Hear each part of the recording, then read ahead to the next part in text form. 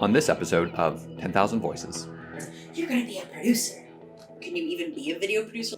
It's a huge juggling act. They want it to come to life in the most beautiful and high quality way that it can. So fuck those fears. Throw the fears away. People like, you listen to hip hop. Could you imagine if every politician in Washington had integrity? No! Sorry. Smallest drum. How small? Okay, so this was about this big. His name was Piccolissimo. I'll have to show you the video and figure out how they cut the femur to fit perfectly in the jaw using a 3D printed rule. I swear to God, Matt. But in reality, that is what I'm doing.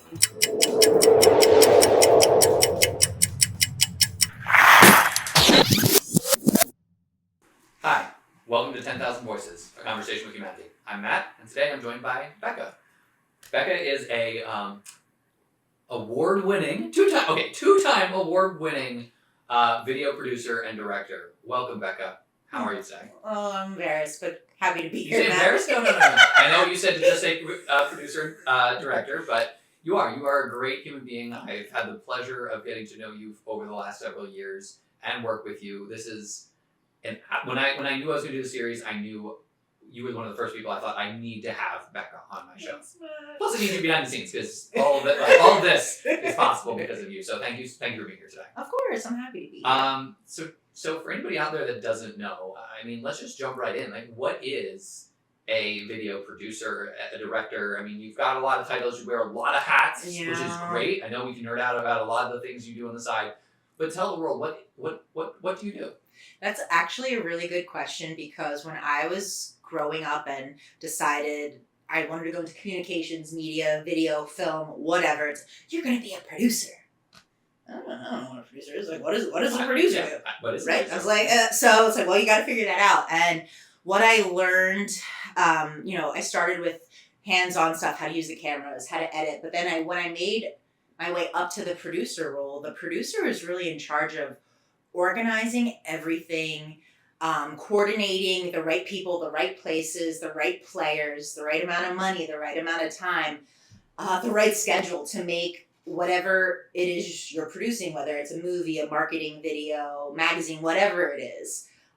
They want it to come to life in the most efficient and budget-friendly and beautiful and high-quality way that it can. So a producer kind of is, I would say, like the circus ringleader a little bit, okay.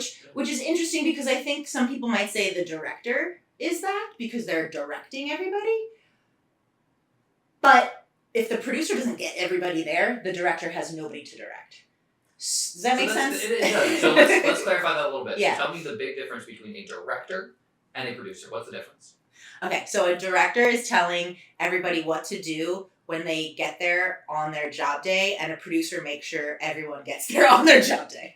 Okay, so it sounds like the producer is kind of like there through the whole process, right? So from start to finish, from planning to end, they have their hand in kind of every sort of bit of the operation. Is that correct? Yes, and they need to make sure that any equipment, lighting, anything that the director may need for that day of on the shoot, the producer better make sure that they produce that for the day of or they did not do a good job. Because that director's going to be like, well, where are all the lights that we talked about? Oh, I didn't order that for today. I thought we needed that on Friday. Well, I told you I needed that for today. So if a producer doesn't have all their ducks in a row, a lot of blame comes down on them. And sometimes it's just somebody didn't show up that day or a piece of equipment broke. But that all comes back down to the producer to figure out how to fix it. And a lot of times you'll see production assistant, executive producer. And when you're thinking about a multi-million-dollar movie, a multi-year movie, one person can't do all that. No. So you need help, yeah. So that's where assistant producers come in. Yeah, a lot of executive producers have bigger connections, more money. They might be calling in, the Ryan Reynolds to come and help out, whereas maybe the producer is doing a lot of the casting calls and a lot of the grips, and it's just like different levels. Executive producers tend to have more connections and are just a little bit higher up. Okay. Yeah, in the world. So you are also a director, is that correct? Yes, I have directed quite a few shoots. Yes. So do you have you do both? Do you have a preference for one role or the other? That's say directing's easier. Okay. Just because I think No offense. no to directors offense out there. no offense to the directors. It's literally just because of my anxiety. Okay. So So explain this to me. it's because of anxiety. You have to trust so much in other people to show up on the day of. You even have to trust the weather sometimes if you planned a whole entire outside. How am I gonna? I don't know what Mother Nature's gonna do today, but I'm crossing all my fingers, and if not, we have the whole bin of umbrellas in the back. So as a producer, there's so much anxiety leading up to the day, and then sometimes when the day gets there, everyone showed up and everything's good. And that's when I like to become the behind-the-scenes photographer, because everyone's doing their job right, but I'm not good at I'm not good at keeping my hands out of it. So I'll be like, well, I'll just take the pictures while everyone else does their job. But on that day, the shoot day, the director really needs to make sure that they are relaying the message correctly. They are doing the things in production that will come out the way they want it in post. You're telling your director of photography, the cinematographer, the cameraman, whatever you want to call it, how to shoot things. You're talking about lighting. You're telling actors how to emote, what to do, and you're not seeing all of it linearly. Yeah. And sometimes you're filming the end of the movie, before the beginning of the movie, and all this stuff. So as a director, you need to make sure on the day everyone's performing the way they need to, so that it can come through holistically, I guess, in the end. So Wow, that is such an awesome, just explanation of what you do, but also what it is. No, I mean, and it's also just an awesome career. I mean, it's incredible because I know how much work it's behind the scenes, even in some smaller productions. Yeah. So to scale that up and look at some of these bigger productions, some of the things that I know you've worked on, there's a lot of moving parts, a lot of different personalities involved, and budget and so many other things that I'm probably not even thinking about right now. But you're able to do that. It to me, it seems like a really big juggling act. It's a huge juggling act. That's why I talked about anxiety. The more I do that, the less anxiety I do have, just because I've seen things go wrong, and we've learned to Band-Aid it, and we've learned to duct tape it, and you get more creative with how to solve these problems with the more experience you have. But trying to just juggle all these people, all these players, all these schedules, and that's just on one piece. If you're working in a marketing department, you might have 10, 11, so many different pieces running around. It's like, okay, well, I have my 3 main directors of photography already on these 3 videos, and they're not available for my next 3 videos, so now I gotta meet more people to staff that project, and it's a lot of juggling and dancing and coming up with all your puzzle pieces to make the best puzzle possible. And I think something else that's really hard is that in media and in marketing and in creative, a lot of stuff is subjective or opinion based, and there isn't black and white.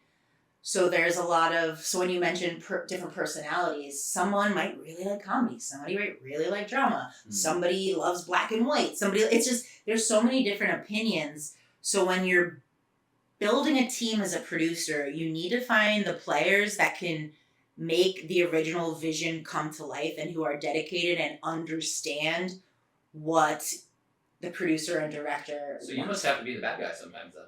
Yeah, I'm not really good at that. But is that not your job though, to make sure if something isn't on strategy, is it your job to say, hey, that's not in line with what the goal is here? Yeah.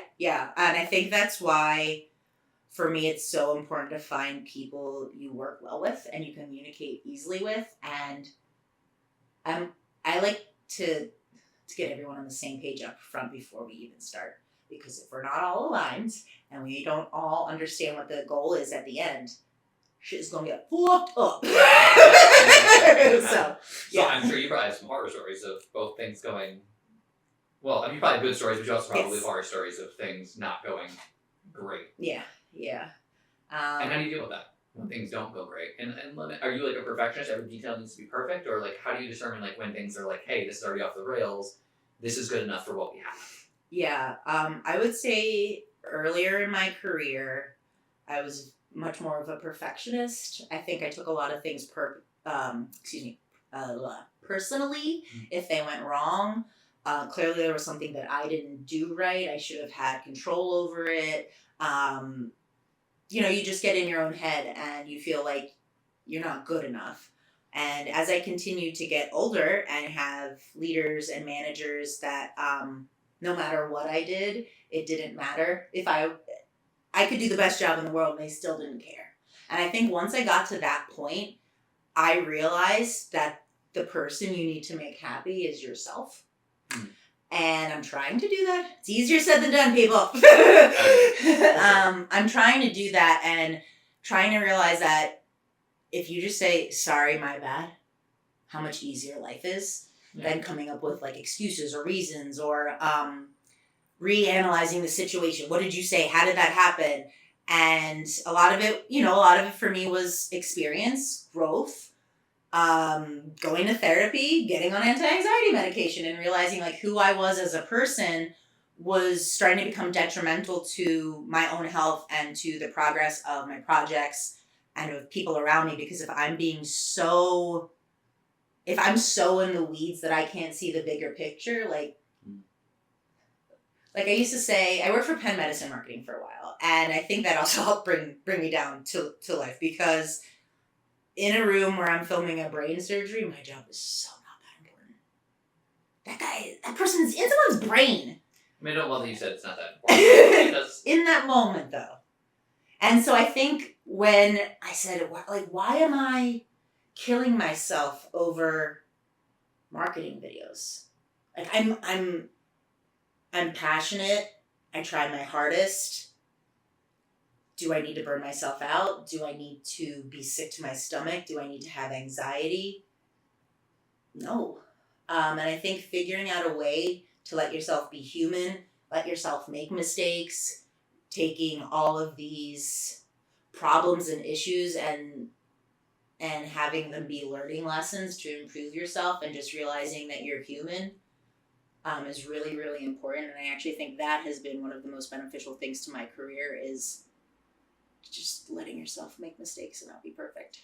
I love that, and I something you struck with me about, like, the only person that you have to make happy is yourself. I love that. I don't always like to use the word happy, because I think that sometimes people, like, they think that the number one goal in life is, I have to be happy. I have to find things that make me happy. And it's like, well, no, not always, right? I think that happiness is good, but it can be fleeting. I think that there's I think that there's other things like love and joy, and just fulfillment that you can get out of life. And I mean, it's just, I can hear the way that you're talking, that you're really passionate about what you do. And I love that. I love how passionate you are. It sounds like you maybe had some ups and downs along that journey. Yes. But the consistent thing is you stuck with it. Yeah, there's been times where it's like, oh, maybe I should do something else, but I just... Have you always been interested in producing since, like, the young age? Yeah, so I do have a story. When so my mom's a nurse, my dad's a doctor. We come from a very, like, in a box type of family. My dad was an immigrant from Lebanon. My mom's was born in Philly. She's Jewish, a little more traditional, a little older. So that must have been fun growing up in the United States. Yes, it was great. Having people go, so, like, do you hit yourself in the face with a rock? Like, stupid shit like that. Because, like, when Israel and Gaza and, like, all that stuff, it's like, what, do you just, like, punch yourself in the face because you don't even love yourself? And, yeah, and, 9/11 wasn't that fun. So there's those things. I digress. I'm sorry. That's okay. But I was in a very, I would say, traditional job-oriented type of family. And so in my head, like, options were lawyers, engineers, doctors. Like, there was nobody in my family that was an artist or in communications, or can you even be a video producer? Like, is that even a thing? And in 10th grade, we had what was our grad project for high school, and I wanted to create a touch and feel children's book about racism. Oh my God. Let go, Becca. Yeah, can we still produce this book? I still have it. You do? From 10th grade. This is gonna end up, we're gonna get this book off. Yeah, I'll find it. Yes. So I was really passionate. I should also say I grew up in, like, a white suburban school. There was literally not a black person in my grade. So I don't really know where my passion for DEI and racism and equality, like, came from, except for, like, having parents that believed in, like, being a good person and morals. But, like, I didn't face racism. I didn't know black people, but for some reason I was super passionate about teaching kids about racism. I thought it would be cool to make a touch and feel book, and it's a story about Angie, and her sister's older, and she's, like, watching this stuff on the news about how in Alabama, like, with the hoses and people on the bridge, it was like a whole thing, like a whole book that that I made. And my teacher, Mr. Hens, who thank you very much, Mr. Hens, for being a great influence in my life, said to me, "Are you sure you want to be a teacher?" And I was like, I guess. Why? He's like, I feel like your creativity may not be as useful in the educational field. I'm trying to say this PC. Useful in the educational field than maybe something like communications or television. I'm like, what is that? Is that even is that the job? Exactly. Is that even an option? And so he talked to me about that, and I found out there was a TV broadcast and production, like extracurricular in our high school. Like instead of doing wood shop or whatever, Mr. Lingman, thanks Mr. Lingman, started this TV production and broadcasting class. And I loved it and I excelled at it. And a lot of people took it just because like, ooh, TV. And I was like, no, I want to learn. How do we do the edit? How do we do this? And I was like super nerdy and super into it. And I hope that Mr. Lingman and I have been emailing. I'm hoping to go talk to his class at some point to help encourage them. But they really made me understand that there were other options for a career out there than science, math, education. Like the basic careers that I feel like people who were born in the 80s may have been taught about. I think social media and marketing and all this stuff is much more popular now with the young kids, but not the internet didn't exist. We didn't have video internet when I was this age. Like, what are you talking about? It's crazy. Yeah, it's totally crazy. It's come so far. So to have them say that, like, they saw my creativity and they saw that I love to just make things, helped me talk to my parents about maybe there is a different career path for me. And I remember my dad said to me, "You can do whatever you want, but you're gonna be poor." Thanks, Dad. Well, if you're talking about my brothers who are, lawyers and doctors, probably. But if you're looking in the grand scheme of life, I was going to say I'm a very rich human. I didn't even know I felt that way. Oh, I love that. Matt, ew. Making me emotional. But that's a great point. I think that living a rich life is so important. A rich and fulfilling life. And rich does not mean money. Yeah. Money's great. It helps you get things, sure. Yeah. But it's not everything. And I think that your passion for what you're doing is amazing. You say creativity, but I think what you really are, to me, is a storyteller.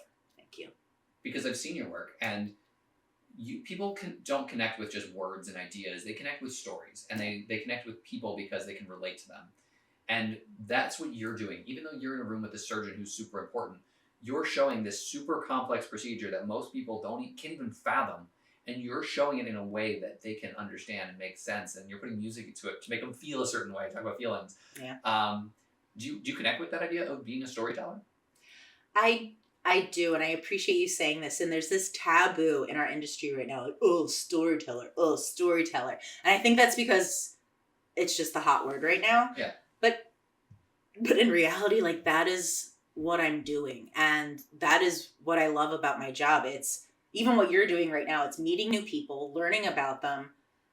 You're gaining knowledge, enlightenment, a whole different perspective on the world, feeling a human connection with someone, learning about their lives. There's just something so amazing about that. And you can walk away from an interview going, I know that person. I know their story. I felt that.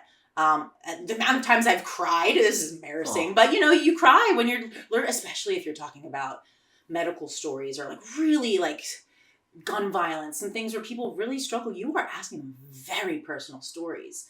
And to be honest, as a storyteller, if you can't connect, if you can't be real, if you can't find that common denominator with the person you're talking to, they're not going to feel really comfortable telling you about the time their child was murdered, or that, their time their husband had cancer, or whatever it is.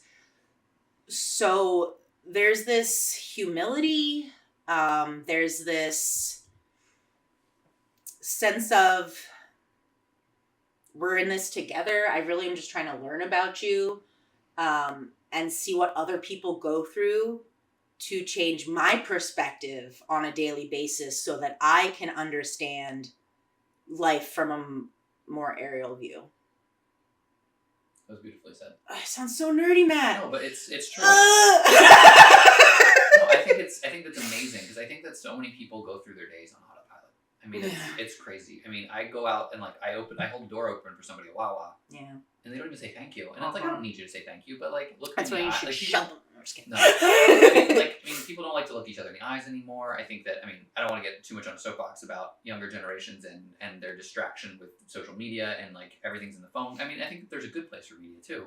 Yeah. Which, that's probably a really interesting thing. I'm sure you have a lot of things we can unpack there. Yeah. But to stay on the topic right now, I think that we all could use a little bit more human, real connection. And I think that media is one of the most powerful ways to do that. I think that we can touch so many people now in a positive way through things like the internet, movies, television, videos on YouTube.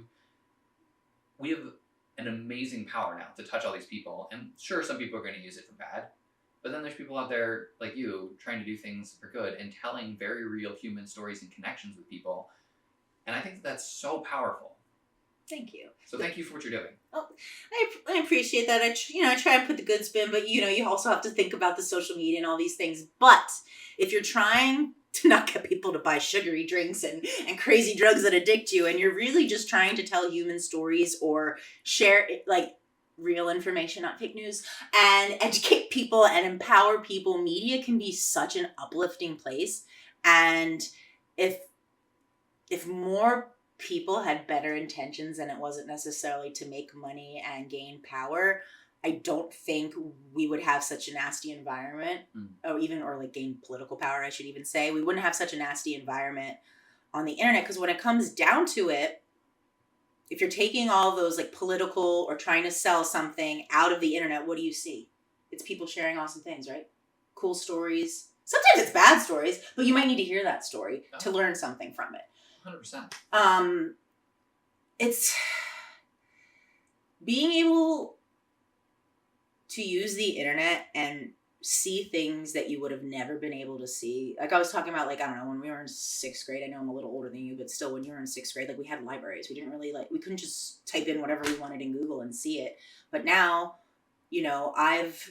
through my experiences filming with really awesome nonprofits and institutions, I've been able to see things like the smallest drone in the world, or a leukemia sniffing dog, or just crazy stuff that Leukemia sniffing dog, amazing. What's the smallest drone? How small is the Okay, smallest so drone? this was a while ago, but it was about this big. His name was Piccolissimo. I'll have to show you the video, but it was all controlled with this like handhold remote. But they're just so passionate, and they create these things just because they're interested. So it's like this. I basically filmed this kid with like the tiniest drone in the world, and how what can it be used for eventually? It's going to be like Osmosis Jones soon. They're going to be like flying around in our blood vessels. Well, or even in really crazy tight spaces in search and rescue missions where you don't want people to go in, but you can send this tiny drone in. And then back to the dogs, there was even search and rescue dogs that were going through rubble. They're the dogs that sniffed out leukemia, diabetes. Animals are so friggin' amazing. Yeah. I love animals. Leukemia. A dog that smells leukemia. It's really amazing. And I've even seen the surgeon take a leg and put it in someone's face. What? That was the first surgery I filmed. Wait, leg into a face? Yeah. What does that mean? Like a skin graft? No, so person was missing a jaw. Yeah. And they used 3D print. So in the computer before the surgery, they do like a 3D surgery and figure out how they cut the femur to fit perfectly in the jaw using a 3D printed rule. I swear to God, Matt. And they're putting this thing up against the femur, and they're cutting out part of the femur, and then they were putting it in the face. So gives a new it was gross. To hand, foot, mouth. But I'm seeing these things that I never would have seen before, never would have heard of before. And then I get to share it with other people, and they go, whoa, I didn't know that was possible. Or God forbid, I don't know, my brother doesn't have a jaw. I didn't know you could do that. Now I can reach out to Penn and get them a new face. And that's how I kind of see, get them a new face. I can get you a new face. Yeah, but that's kind of how I see what I'm trying to do. Is I'm trying to share stories and information so people can learn, know more, and just broaden their horizons and become better parts of society. And I know that sounds so effing cheesy, but it's not though.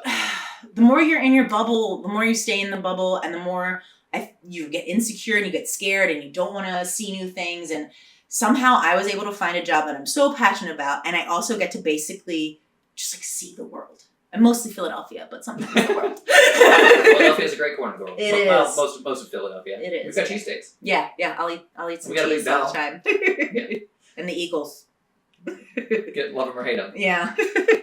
So that's wow. So much we could dive into there. I'm like my mind's going so many different places. Welcome to my mind. So right now you are. Tell me about your situation right now. You're currently freelancing, correct? Yeah. You run your own business. Yes, I do. I run my own business, Rebecca Media LLC. So my shtick is media made easy. So because I started as a camera person, editor, I've actually been on the ground and doing all this stuff, right? Yeah. But in the last 15 or so years, I moved up to production manager, director. But because I've seen it all, I feel like I have this unique experience where I can talk to a client, help them understand what they're looking for, and then actually help budget and schedule and plan with an appropriate timeline and an appropriate budget because I know what it's going to take. So right now I'll have a meeting. I'm working with a Pilates studio, helping them with their website, with their videos and photos. And if they wanted something even bigger where it was just not me being able to help them one-on-one, I would start to hire my team of freelancers. So I have different producers, different friends, photographers, videographers, After Effects animators, even, client-facing business type people. It's really about finding people you trust, who are smart, who can do the work well, and working with them and bringing your clients dream to life. So that's what I'm trying to do. So media made easy, you said. Yeah. So how do you market that? Yeah. It's like how do people find you? If they were like looking up a specific thing, am I searching for a producer? Am I searching for a director? What are people searching for that they find you? And they're like, yes, that's who I need. That's a really good question, man. I need to work on my SEO so people can find me better. Right now it's a lot of word of mouth. But for me, it's that marketing person who knows they need media but doesn't have necessarily the knowledge of what they need, how long it needs to be, what formats you need. If you tell me what your goals are as a client, I will help you think through the best and most strategic way to produce media efficiently and within the budget and timeline that you're looking for. And then if I tell you, well, with the budget and timeline you have, this is what you can afford. If you want something bigger and better, great, let's go bigger and better. We'll figure that out. But I really see myself more as a partner for these marketing professionals. Would you say media strategist? A little bit, yeah. It is a lot of media strategy. And if I didn't have the hands-on experience and I could keep myself out of cameras and computers, I probably would say, a media strategist. But because I have the strategic media experience in my background, but I also produce and direct, I just can't help but hire myself for some of the projects. Well, plus you love doing it, so why not? Like, why would you stop doing what you love? Yeah. I love that. Plus, I think it makes you more passionate, and I think it makes you way more valuable to your clients when you can be that much more caring and involved in their work. Yeah, I appreciate that. I've seen some, media companies out there, and my background's in marketing background as well. And sometimes you just see people that they just want to get the paycheck. They just want to finish the project and get it out the door, and that's not you. Thank you. Is it? No. It feels like you care. You genuinely care about your clients, and I love that. Whether for good or for bad, it's come to bite me in the butt. Yeah, let's say bite me in the butt a few times. I've been told that I'm very, very passionate. Sometimes in a good way, sometimes in a bad way. But I do truly believe in what I'm doing, and I think coming from a nonprofit background, an educational background, I do truly believe in doing things the right way and not wasting money and time and lying and just gaining for profit. That is not who I am. I am not the best business person in the world. Yes, I own my own business. But if you ask my clients, they'd be like, yeah, she's too nice. But you know what? I would rather somebody tell you that you're too nice than to you give in to that attitude of like, whatever the opposite of that would be, right? Like I'd rather you be too nice a million times than get burned at once. Yeah. Than to like give up who you are as a person to satisfy the needs of those few jerks that don't want to see you succeed anyway. That is so true, Matt, because if you are doing things because you think you should and not because you want to, how are you gonna feel? And there's a lot of things I wanted to do. Like I volunteered for New Leash on Life. It's a nonprofit that gets dogs that are going to be euthanized, hooked up with prisoners who need to go on parole. And the prisoners train these dogs for 6 weeks. The dogs end up getting adopted, and the prisoners actually do end up getting on parole. And I volunteered with them for about a year. And once I transitioned to my own business, they were very gracious and they wanted to pay me. I don't take a lot of money from them because it's a nonprofit, but it's, am I like making money? Like, no. But every time I go to one of those shoots, it's for 3 days, all I'm talking about is the dogs and the guys and how great it was and how one of them cried and how the other one changed the diaper of the dog that was on his period, even though he has like a cross tattoo in the middle of his forehead and like tattoos all over his neck. And it's just like, you see, and I think once again, this is why I do what I do, is because I didn't even know that program existed. No, and who does? Like, it's amazing. It really is amazing. These guys, I mean, I shouldn't only say guys, there are also women in the program, not as many women, but these dogs and these humans are getting saved. And when you think of criminals, right, and we've all been taught that criminals are bad people. They're scary. They're dangerous. You can't trust them. And here I am, in basically like a cafeteria with a bunch of criminals, and I feel fine. I feel safe. I feel like they're my friends. They're looking over my shoulder going, oh yeah, I look good in that picture. But we genuinely like got along and had fun. And the common denominator there was the love for dogs and just trying to be better people. And so many people wouldn't even give these guys or these dogs the opportunity. And that, I think, comes back to some of the things that you were talking about earlier about how online can give you this insight into other people's worlds. And you think about all of the terrible things that happen in like the prison systems now and how poorly some of these inmates are treated. Yeah. And just like a lot of these people not getting chances for parole and getting denied. And it's like you don't see a lot of that, but a lot of people turn a blind eye to it because they're like, oh, they're just criminals, they're terrible people. Yep. And then you get this experience where you get to go into these people who maybe made a stupid mistake when you were younger and now they've been in here for however many years. They have a new lease on life, they look at things a different way, and they've been given an opportunity to work with animals, which is like, if you can be kind to animals, like, come on. Like, that shows me who you are as a person. Yes. Yes, I had a boss that did not like dog once. I don't trust people that don't like dogs. Yeah, let's just say that all came true. But I think it's beautiful because you got to see, I think it's beautiful for you because you got to see all of it, but then it's beautiful that you could then tell that story in a way that, like I said, I didn't even know that was a thing. I didn't know it was a real program. A new leash on life? Yeah, new leash. What a great name. Was that your idea? No, I wish. I can't take credit. I'm just a volunteer, yeah.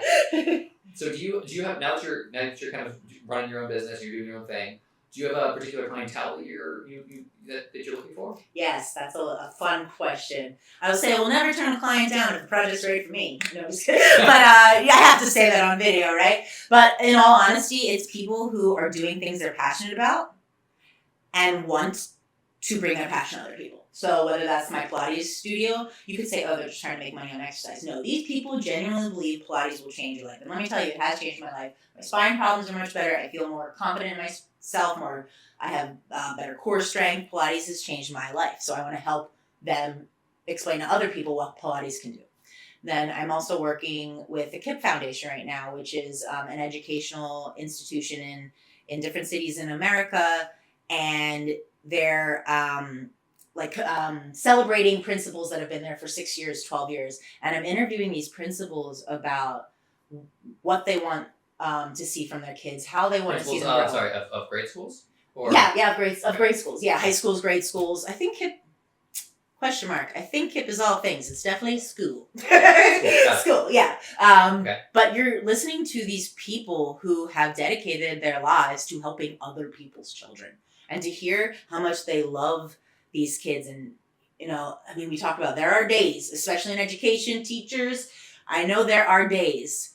But then when you come back and you think about those lives that you affected, and even though I'm sure sometimes you're like, I didn't do anything today, none of the kids were listening, you've had those students that went on to do good things. You've had those students that came back and thanked you. Even if there was just one day where a student, needed, I don't know if you're allowed to hug students anymore, but hug a student or just like listen to a student and give them advice, you are helping them. And to hear people talk about that, it's just really amazing. And then I have one more project coming up that's about trying to stop gun violence in Philadelphia. And I'm working with the University of Pennsylvania on that and their initiative. And if I can change the world by producing media in a positive way, then would be so happy, because media gets so much shit, and media has made so many negative things to the world, and media has changed the world in so many horrible ways. But there still are some good ways. But would it be worth it even if you could change like one person's life? Because you say change the world, but like you want to change the world. I can see your face. You would change it all. Okay. One person at a time. And you know, I think that's great, and I can really resonate with that message. It's, you know, part of why I'm doing what I'm doing now is to share and give voices to people like yourself, that, you know, people are like, oh, what is a video producer? What do they do? And it's not just like, what is a video producer, but who is Rebecca? Who's Becca? What does she do? And I think what's beautiful is that there's so many different. We all have different takes on life. We all have different life experiences that have brought us here today. One of the things you said earlier, and I said I hate that word, was should. I think that, you know, we all get this, like, you should go to school, you should do this, you should do that, you should, you know, hate the bad people in jail, you should do this, and it's like, stop saying should, and like, just be friggin' human and listen to what other people have to say. And like, I think everybody has a wonderful story to tell. Yeah. And I think that, you know, I think you mentioned this is probably the first time you're actually being interviewed on a podcast, which is so amazing, because you give so many other people a voice. You amplify their voices and get them to be heard. And I'm glad that I'm able to give you that opportunity to kind of share that voice here today, because I think what you're doing is amazing, and I do believe you're going to change the world. Thank you. And I think that anybody that does think that they can change the world is going to do it. I appreciate that. I think you're going to change the world too with this podcast, so I'm going to ask you a question. You're going to ask me a question? Yes! A flip classroom. Got it. Okay. Why did you start this podcast, Matt? Was not expecting that question today. So let me start by saying, so I suffered a lot when I was younger with, like yourself, anxiety and depression, probably even before it was diagnosed. And I had a really hard time with breaking those shoulds, you know, of life. Like, this is what you're doing, this is what you have to do. And you start to get pigeonholed into these ways of living, and you think that that's the only way to do it. And so, you know, I want to acknowledge first that I have lived a very privileged life. I have great parents. I had a good education. I actually ended up going to school for I think as you know, my doctorate in chiropractic. I was practicing for 4 years, and I ultimately really just didn't want to do it anymore. But I felt so guilty.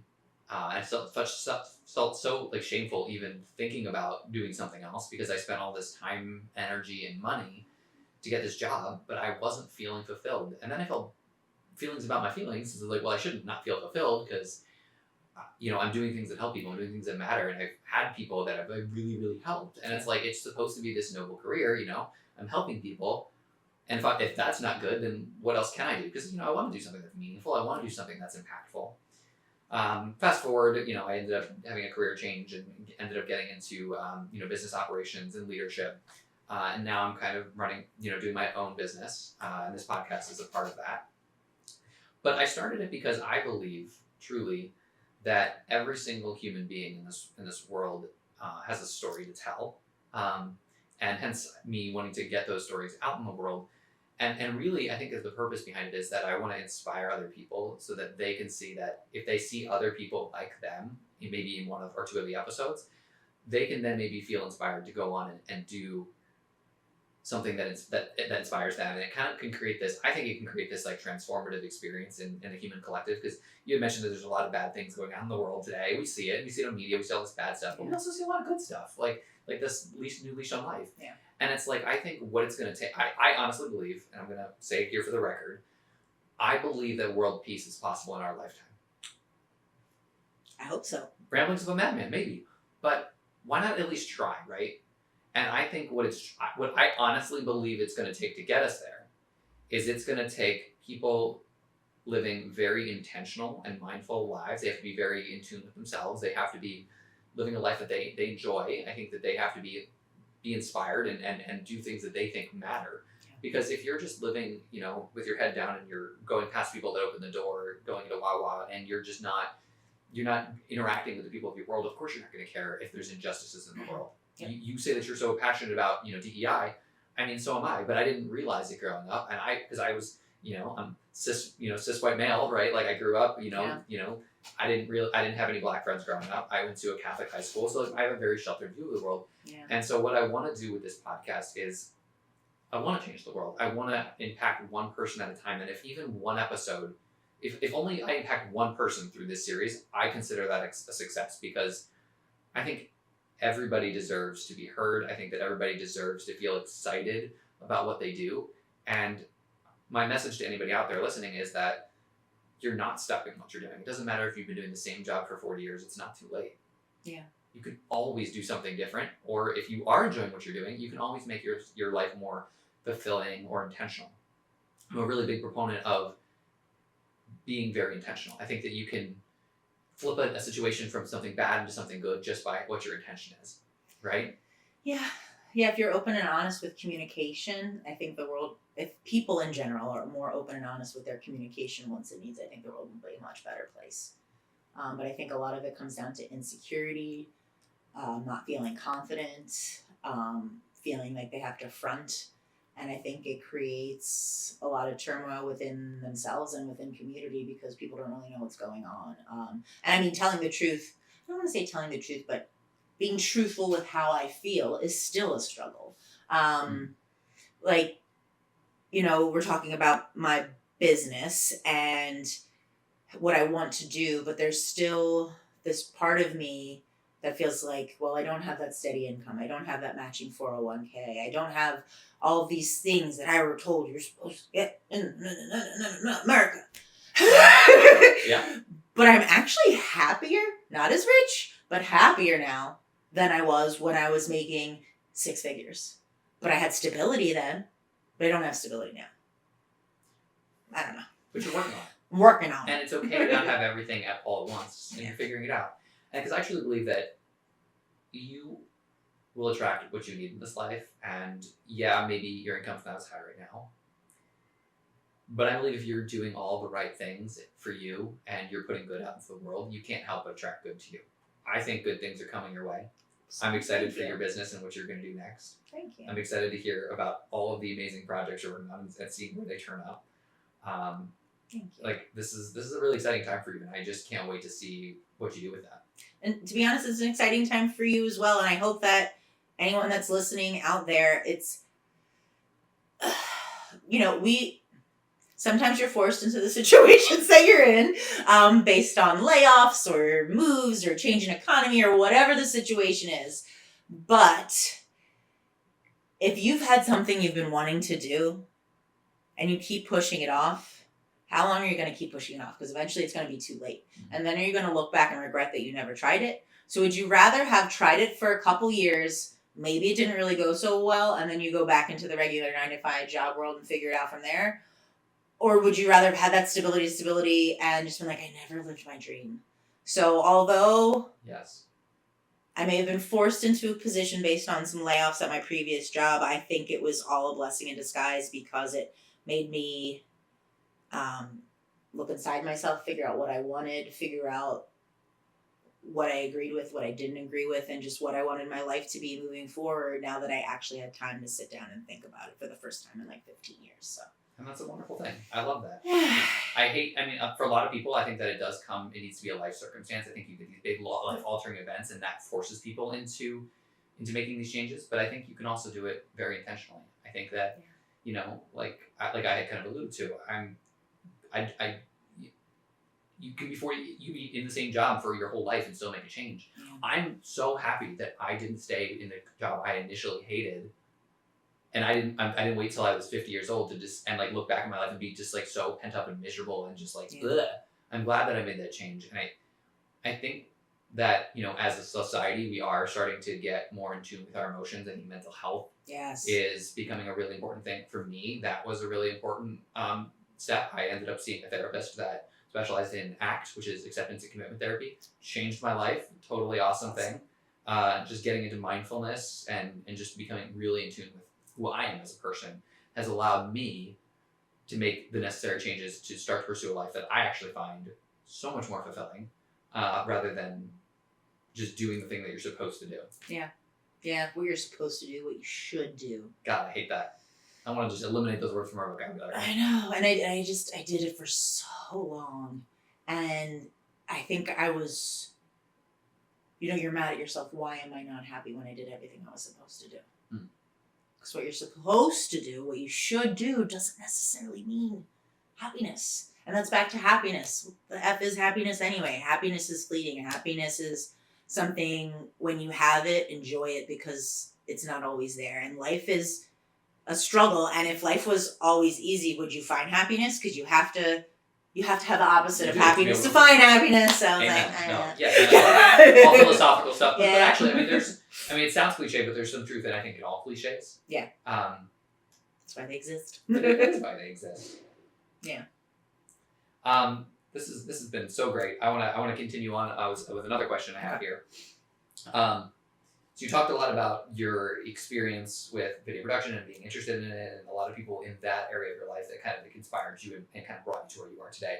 Is there anybody outside of maybe the video production world that had a major influence in your life, and that kind of really shaped who you are today? Yeah, I've been thinking about this question on and off. It's so hard.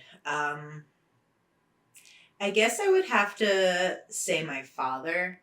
And I feel like a lot of times it's weird for the opposite gender to pick their opposite parent. I don't know. Whatever. Sorry, Mom. Love you. But my dad is one of the hardest working people I've ever met in my whole entire life. And he came to America when he was, I guess, 17, 18 years old. He didn't know English, but he was going to Villanova because that's where his cousins were going. So he moved to Villanova, and my uncle would translate his books from English to French, because French was his second language, and he would read that to learn in school. And I don't know, he had like night jobs, day jobs, like he was buffing floors at Sears, like shit that like normal American kids like would never do because we're snotty and beneath them, lazy. Yeah. But like he had the true immigrant story. Came here with the cousins, couldn't speak, worked his ass off until he became a doctor, and he owned his own business. He didn't work in a hospital system because he likes to be in control, which is something that I'm learning slowly about myself. That's why my dad influences me so much. But it's something about working hard and just showing up and being someone that is reliable, and being there for people is something my dad's always done. And he's always worked so hard, probably too hard. He's not very good at relaxing. He just retired. I'm very happy for him. He needs to chill. But it's just, he just kept going no matter what was in his way.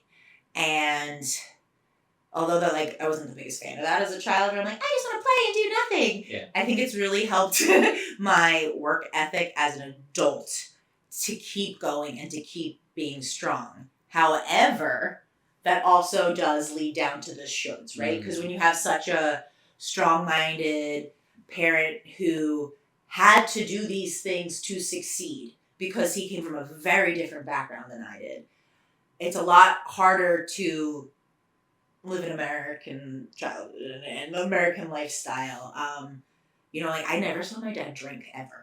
Until like maybe my youngest brother turned 21 and he had like a beer.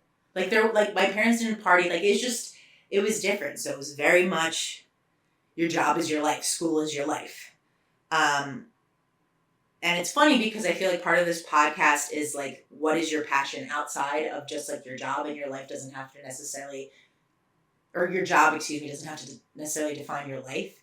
But because I was raised in a household where your job and school was everything, I wanted to find something that I really, really loved. And I got lucky that my profession is something that brings me joy and energy, and I meet new people and I see new things, and it keeps me entertained. Because I don't think I would do well if I was just like entering things into a computer and... Me neither. No, I'd probably sleep better, like, because I wouldn't have to think about anything when I went home. But there's trade-offs. But I think that's beautiful, and I love that you use the word "I'm lucky," because I think it's easy for some people to be like, "Oh, yeah, find your passions," right? But I think not everybody does find that, and not everybody can find that in a career, and that's okay too. Yeah. Sometimes all you need out of a career is stability, and then you have fun in your personal life. Yes. But other times, there's people like you that like, I'm going to be doing all this time, energy, and money. Like, I love what I do. And I love that you found that. I love that you found it so early. I really am really, really lucky. I really am. So it sounds like your dad, I mean, like, I hear the catch-22, like, there's all this, like, should. But it sounds like ultimately you have a very good relationship with your father. I love it. Is there, like, a value that he, like, emulated that you, like, hold to your heart super close? Yeah. You know, I will say my dad and my mom instilled this. It's being able to look at yourself in the mirror and know that you're a good person. Is know that you did what you felt was right. I never saw my parents do something sketchy or weird or like, that's just not who they were. They were genuine people that really just wanted people to do well in life. And I would always be told, you know, make sure you can look at yourself in the mirror and make sure you can go to sleep at night. And that's why sometimes I might do things to shoot myself in the foot. Like, Matt, I remember once I had an argument with somebody at work, and there was no reason for me to report myself to you, but I did it anyway because I knew I would feel better about myself if I told you what happened. Yeah. Even though there really had nothing came from it or anything, but like I knew that I felt like I did something out of my character. I raised my voice to somebody on a phone call, a coworker. And I don't raise my voice at people unless like there's an emergency, but there's a bus. But like I got so passionate that I raised my voice and I felt like I went into a little bit of an unprofessional tone. And I did not feel good about myself that I did that. And I needed to tell you because I needed someone to know that this happened and that I wanted to keep myself in check and that I knew that it was wrong. And the person that I had that instance with, I told her, I reported my shift. She's like, "What the fuck did you do that?" Like, it wasn't even that big of a deal. Yeah. But I was like, but I had to feel good about myself. And that's what I taught. That is such a beautiful value, and I don't really know what the name for that value is. Maybe it's stupidity? Honesty. No. No. I don't know if it's, I mean, it's like honesty, but it's also like humility. It's accountability, maybe. Integrity. Integrity is a good one too. And what I love about that is it's like, I think that so many people could look, I wish more people had that. Because could you imagine if every politician in Washington had integrity? No! Sorry. Oh, yeah, no. That was a gut reaction. Good, I love it. But what if they could? Maybe world peace would be possible, Matt. It's all come together. So, but I love that. I think it's a beautiful value. I think it's wonderful. I think it's shaped who you are as a person. It explains so much. That's so beautiful. I thanks. A lot of my friends are like, man, like, you were just a little more selfish. You know, you could. That's one of the things I tell my wife all the time. You need to be a little bit more selfish because I think that is kind of one of the, you have this like mom attitude about you where you want to make sure you take care of everybody, which is beautiful and wonderful. Yeah. But we all do have to be selfish sometimes. We all do have to take care of ourselves. And so my wish for you is that you are able to find those selfish moments where you are able to truly take care of yourself. Because, again, if you can't take care of yourself, you can't be a good support for other people. I think that is so, so important. Yeah, and it comes back to what we said at the beginning, right? You're the one that has to love yourself. So exactly. You have to support yourself. Okay. So we've talked about a lot about like family and job. I want to kind of break from that and ask you, what does Rebecca like to do for fun? Like, what is a hobby of yours that you really enjoy doing in your free time? Something that like really like draws you in, and like what draws you in about it? Yeah, I think for my free time, I guess I try and disconnect from some of that technology that my profession forces me into a lot, and I like to take walks in nature, even in the city, seeing new people, new places. Sometimes I paint. There are times where even I garden. I know you garden before. I used to make my homemade salsa, and it's just, and it's not always consistent. I would say is something I learned about myself. My hobbies are ever changing because that's great. Because I start to do it because it becomes a job to me, and that's not what a hobby is. I don't want to be the perfect gardener. I don't want to be the perfect artist. So I'll do nature walks for a while, and then I'll do like what's it called? It's called like liquid flow art painting. It's really funny. You just like pour paint and like move the. Oh yeah, I've heard about that. Yeah, and there's no perfection. There's literally no control over how the paint moves, and I think that's why I need to do that kind of painting. Because if I'm trying to paint your face, I'm gonna go into perfectionist mode. I need to find something that lets me get out of making something perfect and just experiencing the world. That is so amazing, and I resonate with that on such a deep level. I'm competitive, and I can sometimes be very like perfectionist, and sometimes that translates into my hobby, and all of a sudden I'm doing this thing that's supposed to be fun, and I'm not having fun doing it. And I'm like, well, then what's the point? Yep. And I know I'm not alone in this. I see this all over the place. And I think any hobby can become. You kind of gave some examples of very mindful activities, painting, walking, but I really believe that any activity can be mindful. It's can you engage with it and really tune out the rest of the world? Can you just really be in that moment, whether it be talking with somebody and not thinking about work, not thinking about what you have to do tomorrow? Like I don't even honestly know what I'm doing tomorrow because I'm right now focused on what we're doing right here today. Yeah. And I think that any hobby that allows you to do that is a beautiful thing. So I love nature. I love gardening too. So I love that you're like able to do all of these things that are so contrary to what you do for work, which is like always on, always in your brain, always in your head, trying to like worry about everybody else's problems and what needs to be solved. And you're just like, no, there is no problem to be solved while you're walking out in Philadelphia. Yeah. You're just walking. Yeah, and you're making me realize a lot of these hobbies I tend to do alone. And I wonder if it's because a lot of times I'm talking to people so much and I'm telling their stories, and sometimes I just need to sit with like, who even are you? You're telling everyone else's story. So today I was nervous coming in here. I was thinking, I don't know, what am I going to say? I don't know. I always talk about everybody else, and everyone else is so much more interesting than I am. And I'm just the person that asks the questions for everybody else. And even you giving me this opportunity to talk about myself is making me realize why I'm doing what I'm doing and whom I am as a person. And I think that's actually a gift that hopefully you can give other guests as well, is like bringing them back down to who they really are. I love that. Do you have any advice for anybody for finding their true selves? Talk to your inner voice. I know some people don't have inner voices. I don't necessarily understand that. Because I talk to myself all the time. I know some people that don't as well. Yes, and more power to you. But for me, it's like trusting your gut, listening to yourself. Because there's so many times where you quiet that voice and you damper that voice for insecurities. You're scared. You're not sure how other people are going to think. You know, maybe, I don't know, your mom might get mad or whatever it is, that anxiety you have. Think of a way to listen to yourself and then figure out a way to communicate that in a way that makes you feel comfortable. And there are so many moments in my life where I heard that inner voice and I said, stand up for something or say something. And I swallowed it because I was too scared. And I don't want to say I regret those moments because I try and say like no regrets. But those moments are still in my mind that I wish I went with my gut. So I think the more that you listen to yourself, the more you'll figure out who you are, and stop trying to have other people's opinions and voices dictate what you want to be. I love that. It's much easier said than done, but that's my advice. It is, but I think what it takes, and I'm really passionate about this subject as well. I know we've had some conversations about it.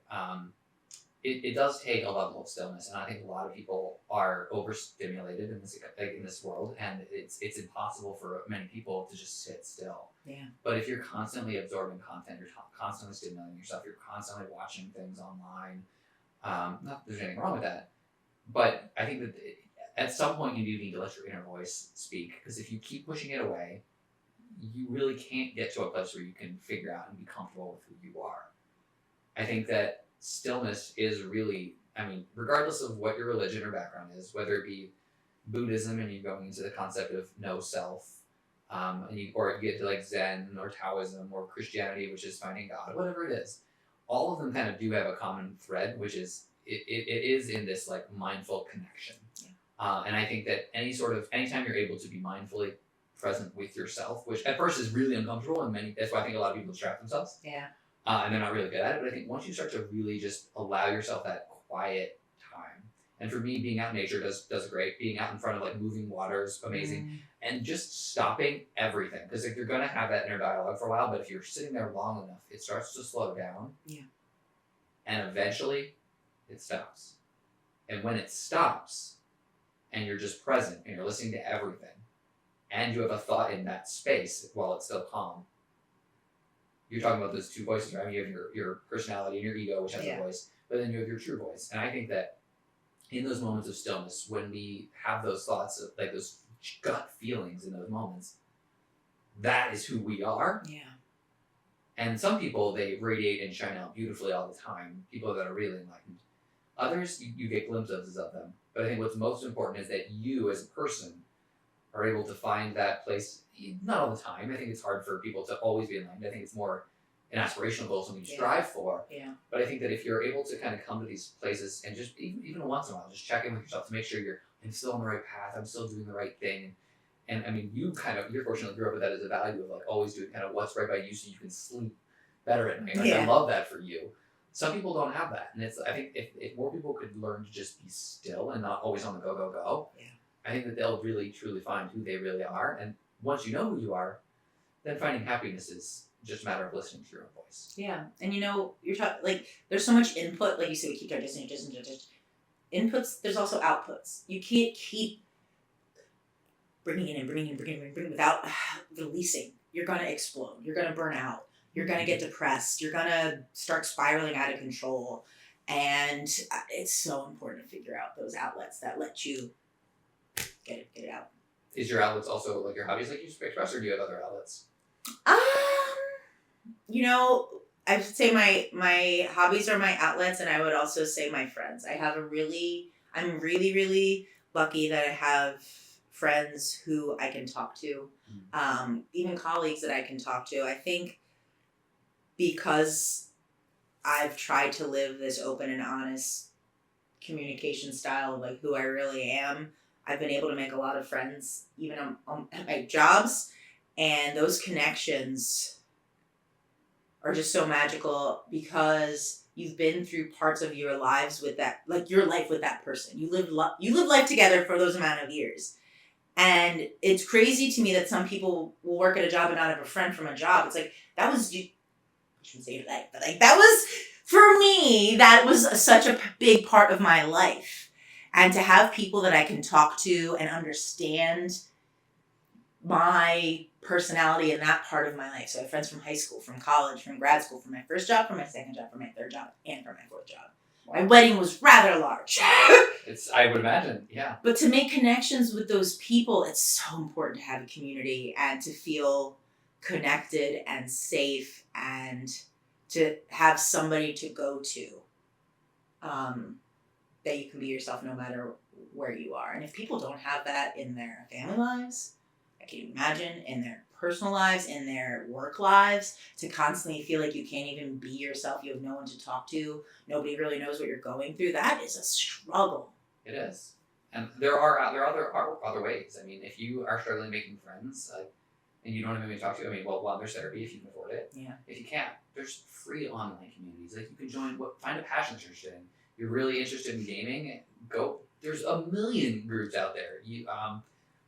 There's just so many opportunities to connect with people. And I think that that's when we connect with people, it just takes all of these big problems.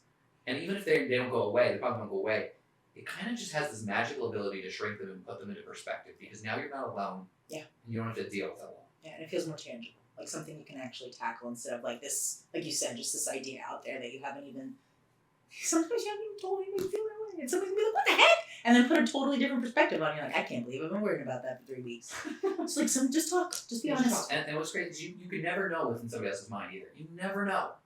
I try so hard to know. So stop pretending you know, because you're honestly, you're just gonna work yourself up, and it's gonna create all this like what ifs, when really all you have to do is have a conversation, and it'll clear everything up. I think that's beautiful. I think one of the things that we talk about a lot here that we both kind of are really passionate about is community and connecting with other people. Yeah.